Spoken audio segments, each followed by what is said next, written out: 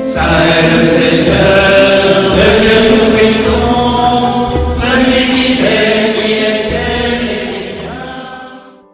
Et joie, frères et sœurs en Jésus-Christ. Bienvenue dans votre rubrique Saint du jour, disponible sur notre chaîne YouTube et nos pages Facebook et Instagram. N'hésitez pas à vous abonner pour vous inspirer chaque jour. Aujourd'hui, allons à la découverte de Saint Thomas. Thomas, appelé Didyme le jumeau, fait partie du petit groupe de ses disciples que Jésus a choisi dès les premiers jours de sa vie publique pour en faire ses apôtres. Il est l'un des 12, comme le précise Saint Jean. Saint Jean qui dans son évangile nous rapporte plusieurs interventions de Thomas qui nous révèlent son caractère. Peu avant sa passion, Jésus veut retourner en Judée. Les apôtres lui rappellent les menaces de ses ennemis. Thomas seul s'écrie « Eh bien, allons et mourons avec lui ». Voilà le dévouement du cœur de l'apôtre. Après sa résurrection, le Sauveur était apparu à plusieurs de ses disciples en l'absence de Thomas.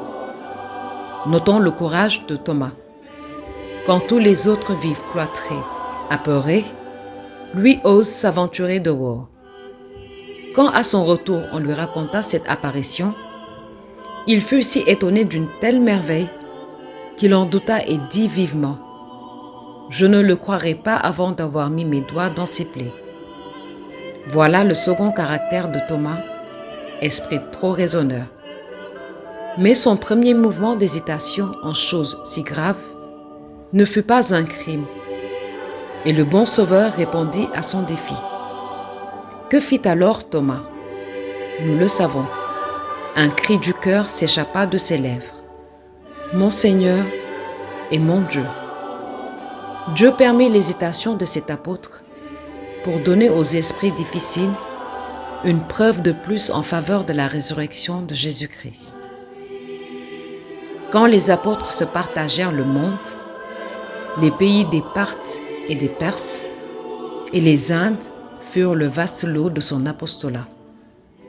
La tradition prétend qu'il rencontra les mages, les premiers adorateurs de Jésus parmi les gentils, qu'il les instruisit, leur donna le baptême et les associa à son ministère.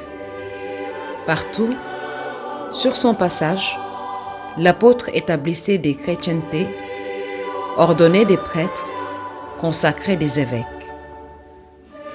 Quand au XIVe siècle, les Européens s'emparèrent des Indes orientales, ils trouvèrent dans les traditions des peuples de ce vaste pays des souvenirs chrétiens et en particulier celui de Thomas. Un miracle de l'apôtre, traînant avec un faible lien une poutre énorme que les éléphants n'avaient pu remuer, fut l'occasion d'innombrables conversions. Cependant, les prêtres des faux dieux, jaloux de tant de succès, jurèrent la mort de l'apôtre. Il aurait été percé d'une lance devant une croix où il priait.